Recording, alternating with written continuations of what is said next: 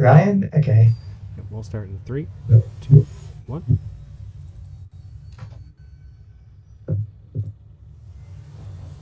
All right, everyone, welcome and join us for Murders at Karlov Manor Megadraft Match 1 with Matthias, aka Rezra, against Ryan W. Mutt Bunches for the first round. Here we have Rezra's black-blue deck.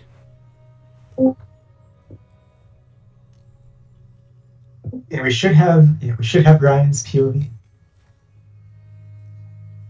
All right, and we've got on the other side of the table, we've got one of the 3 Boros decks, and Ryan is starting things up with a bang. He's Megadraft. He's got the 1, 2, 3 curve that you want to see. He's going to play Hot Shot Mechanic into either Flutterfox or Inquisitor into Wojek Investigator, and that's going to put on a ton of pressure. Matthias is looking at casting a Weakstone Subjugation right now. Enters the battlefield. You may pay 3 if you do tap it. If not, it's going to untap when it attacks. So just looking at the hands right now, you got to say that, do you think Matthias is going to have the tools to kind of answer this beatdown here? He was pretty lucky to have his 1-drop removal spell in hand to cast right away. After this, he has an Assimilate Essence, so a counter spell for whatever comes up next. He has a Charm Sleep, another tap spell, and then Didn't Say Please, another counter spell. That counter spell is huge there, because that Wojek, I mean, what the Boros deck really would benefit from in this matchup is just sort of a repeatable way to draw cards while still putting on the pressure. And that Investigator lets you dump your hand and then immediately start making those clues. And Halo Forger for 0, because interesting choice there. 2 of the cards. Well, I guess he doesn't have the double blue. Yeah, it doesn't have the double blue for Charm Sleep or Didn't Say Please. So his hand right now, other than that, is a Mountain and a Cold Case Cracker. So that Cold Case Cracker is going to block most of the board, but not going to block the Incubator, which is going to flip as a 3/3 because of the text that's on Norn's Inquisitor. So that might wind up being a trade, or we've got the Galvanize now just drawn by Ryan, which can just cleanly kill either of the 2 creatures. So let's see. It looks like they're going to flip the Incubator token, and we'll start hitting for damage here. Yeah, there's that Galvanize. Swinging everything. We see that a punishment here for, if you remember when we were looking at the pool, I'm not sure whether or not this would try and flash those few red draft pool, and it looks like he has decided to play them, and it's kind of here. If one of these mountains was an island, he would have access to additional cards. In a sec here, he does not. Yeah, looks like the red item making the cut. He does get to trade tokens off. Just try to. But this is going to work for a turn, but there's an inside source in the hand. It's almost I think if he saw his opponent's hand, he might even just rather have the D3 stick around and hold back all the 2/2s and 1/1s, as opposed to trading it off for Phyrexian exchange there. He surveilled the swamp to the mid because it's not doing anything good, and he's drawn the Public Thoroughfare. So he's going to get to do the thing where you tap the clue to mitigate the downside somewhat, but it's not unlocking either of the cards in his hand. No. Really hoping for big things off this clue. Yeah, I'm not sure what you draw that's only 2 mana. Oh, that's unfortunate. Yeah, this is it's not looking great here. This is 7 damage coming through, and there's a Wanderer's Intervention in hand, which is going to, well, isn't going to push damage, but if there's any blocker that would trade, now it'll trade for that removal spell instead. And we got a Surveyor to find our blue, so we can tap something down. I guess it would be, we've already got 2 blue with the Thoroughfare. Oh, that's true. This would be, yes, probably the Detective token. No, it's going to be the Blade Blesser into play. Blockers. And it's got the Menace and the And the Death Touch. We knew it could do it. But Ryan's just peeled another action card here, which I'm not sure. Oh, I see. So he's got Explosive Apparatus in hand, which does actually just close out the game because they can't go face. So he's going to take these trades and play the Shock in a box and kill his opponent. Yeah, that'll do it. Let's see if we make any changes here. Quite a fast and furious game one there. Very much to plan for the Boros deck. If you're Matthias, what are you looking to change in sideboarding? Probably want to take out some of these more expensive cards. This Wretched Griff, maybe this Artistic Refusal, Festive Funeral. I don't think you have time to set up some of these more expensive cards. But I'd like to kind of surprise the Geese is bidding. It's not the main thing. I got it. Yeah, that's a good one. Makes two bodies that'll probably trade off. Yeah, I'd be looking kind of skeptically at the Didn't Say Please, just hard to cast, and they get half their creatures down before you get to 3-mana hitting. Yeah. I'd be Stasis Field. I might bring in. Runaway Together, like all my bounce and interaction, my early stuff. You got trouble with that one. If you don't have something of your own to pick up, you actually just can't cast it, I believe. You do need 2 targets. Is that right? Yeah, that's true. But I'd like some of these targets. You can bounce back with the Reckoner Raid, the Virus Beetle, Surveyor, Forager. Like, there's good targets to bounce back. Ryan's still sideboarding on his side here. It's the age-old matchup of the Boros deck versus the Dimir deck, huh? Yeah, there's going to be a lot of that going around this finals. It's a tough place to start. Yeah, definitely. If you're drafting your control deck, probably not what you want to see game one. So far, I haven't seen any changes got made. Yeah, I don't know if Rezra, he was looked like he was looking at Shock and some early removal, but I don't know if he brought anything in. That's tough off the splash. Theoretically, yeah. Yeah, it's might have the mana for it. It looks like, as far as I can tell, Ryan's gonna run it back. His stream is very low on pixels right now, so it's hard to make out exactly what's going on. It worked well for him the first time, so it's hard to argue with results. We got a really slow hand over here. Go for the Throat, Rise from the Grave for 5, Geralf's Masterpiece for 5, Artistic Refusal for 6. Gross. And you can't even go for the Throat. The mechanic. He's gonna have to do a lot of work here. Probably the most likely target against the chicken. Ryan's got what looks like not the fastest hand in the world. He's got a few 3-drops. So we'll see which one he opts to lead on first, and I gotta imagine whichever one it is will wind up go for the Throat. And yeah, I think this is, you don't love trading your 3-drop for 1-drop, but sometimes you gotta do what you gotta do. Yeah. There's the Investigator. And I would not be surprised to see the go for the Throat. Oh, that's a fun one to Rise from the Grave too. Oh, you know what? The life linker. I hate the life linker here, right? That's a way to it doesn't look like any attack, right? But the mana efficient play. Maybe you draw a cheap blue spell the next turn, you get in with your life linker and start swinging those life tokens. Airlift Chaplain here is going to have the option to get back this Unearth Flyer if he wants, or to be a 2-tier. I sort of suspect you want the counter more than the card. Because you can unearth that anyway, right? The Exactly. Go for the Throat is he's already pulling it to go for the Throat forward. But he's drawn that 5th land. So what is Geralf's Masterpiece exactly? Is it just some giant zombie type deal? Yeah, it's I believe it's like a 7/7, but it gets -1/-1 for each card in your hand, so it's going to come down as a 4/4. That is big, but it's going to have that unfortunate interaction here as a bit later coming down the pike, because one of Matt Ryan's cards that you sit on is the Shattered States Era, which is that that's that Saga Active Treason. Well, it's just going to get past instead. I was thinking Forest deck dumps their hand, steals it, and it's a 7/7. But just sending it to jail is pretty effective too. They're both dead. And Ryan can't block his attacks.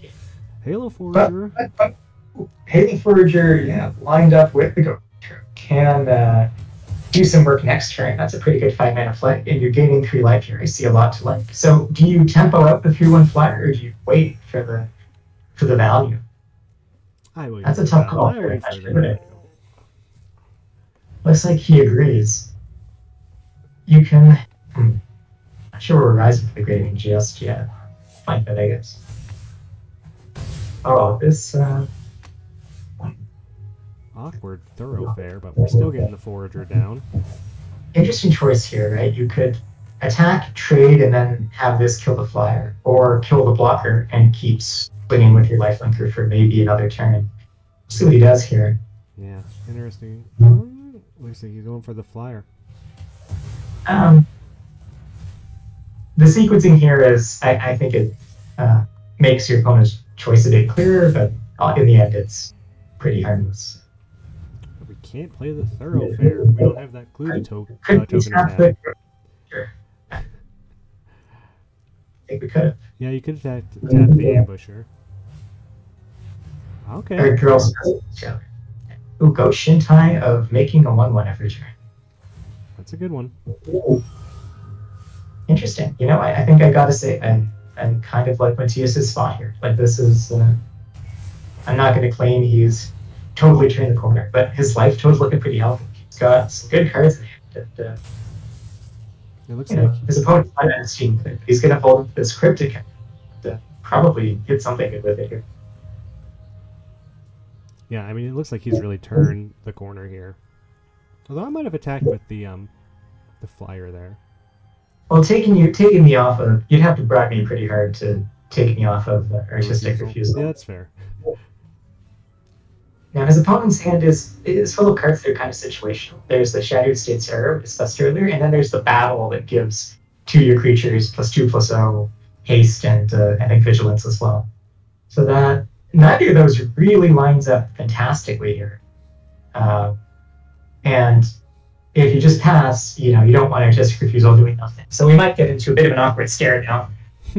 He could also, I suppose, he's looking at unearthing the Collider. Yeah, okay. Or the Thopter, rather. Interesting. And then, there's the innovation. Okay, that makes sense. Mm-hmm. Unfortunately, so he's going to counter it, draw 2 pitch. So he's still set up to take 6 here, which is substantial. He's going to pitch the way. Take 6, but then gain back 3. Okay, he's leaving the 2/3 back to block the lifelinker. That lifelinker is going to do some work here. Ooh, subjugation. Yeah, that's pretty good.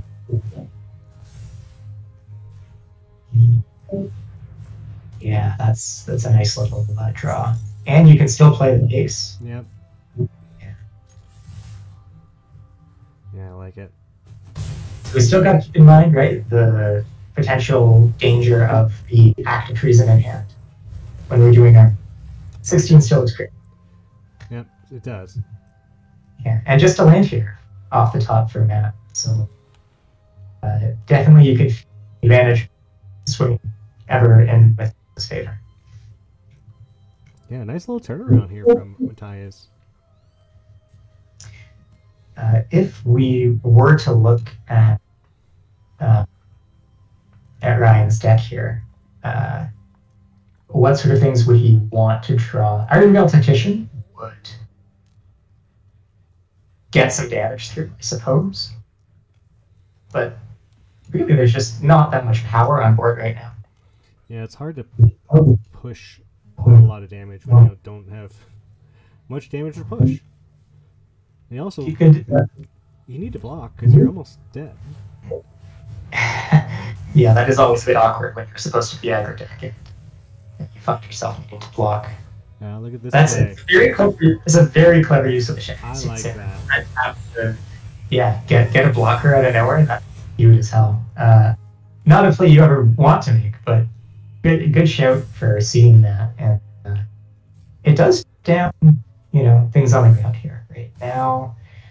Well, you don't want to block the 2. I mean, you don't want to, but you don't want to take 5 either. Well, you don't want to give your opponent. You don't know when they could. Okay. It looks like he's gonna say, show me what your best card is, and make it happen. So unfortunately, yeah, it's gonna cost too much to activate it and then cast Breach the Multiverse in the same turn. Well, it looks like we're stealing. So I'm not really sure. Oh, that's pretty nice. Yeah, just having that vision. So to get back.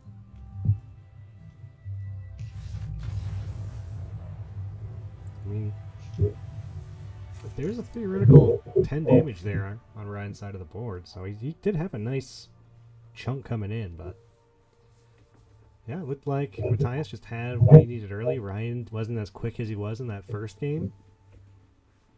And importantly, drawing 8 lands as opposed to 5, right? In the first game, that adds up. Yeah. Sometimes the Boros deck, you put your fate in the hands of the cards. Sometimes maybe a bit more than you do when you play these decks that have longer games or more ways to get card selection.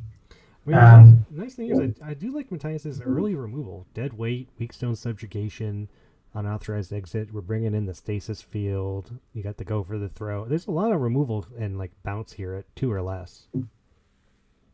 I'm surprised by some of the sideboard choices that Matt made here. Like, I think there's a couple cards like deal 4 to an attacker or blocker, right? But like when you're against a deck where you really have to be on the beat down, there's cards I think that you usually cut pretty automatically. And it looks like he did add in that Spirit from Shadows that gives you board +1, which I'm sure you remember the name better than I do, that white card. But I didn't see what he cut for it, unfortunately. So we're going to have to live in slight mystery. Oh, now we're looking at bringing in another lifelinker. I like that. So this damage coming through, every life point matters. What was the lifelinker? It's the Consuming Aetherborn? The backup, 2/2 lifelinker. Oh, yeah, sure. I mean, really, that's 2 lifelinker. Right? Sure. Yeah. I mean, he just, part of the trouble, well, lifelinkers are obviously great, but you do need the window to, swing with them. Your opponent's not going to be in business of making unfavorable attacks into them. So it can be sometimes hard to find the time to start, having fewer blockers than the maximum available. But interesting, cutting the artistic reviews. That is interesting. It's I do. But I get the idea. Counterspells become silly against decks that play super low curve aggressive creatures, and it did feel like it was okay last game, but last game felt like kind of the best case scenario for it. Like he had a board, he had turned the corner, and then it was good. So I understand the 6 drops. Just both players on the mulligan. That's something. I like Matt's hand of Virus Beetle, Go Shintai, and the Lockflame Paladin, drawing the Invasion of Kamigawa for the turn. We're going to have some dicey Shrine on Shrine action here in a couple turns, because Matt's got a hand where he's got the Wanderer's Intervention, the card he's about to discard here. And then he's got a 4-drop, which is the White Shrine, and a 4-drop, which is, I believe, the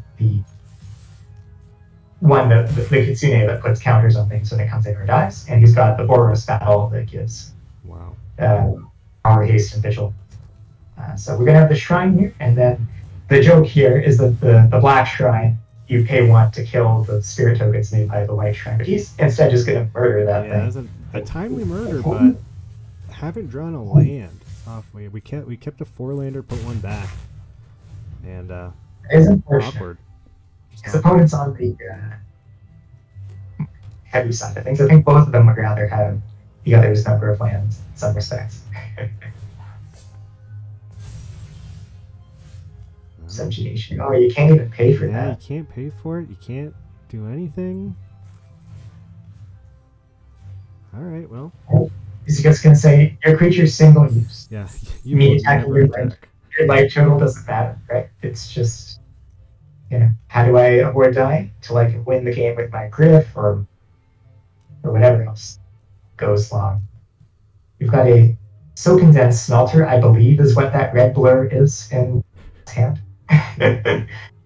which is the one where you sack artifacts to turn them into 3/1s.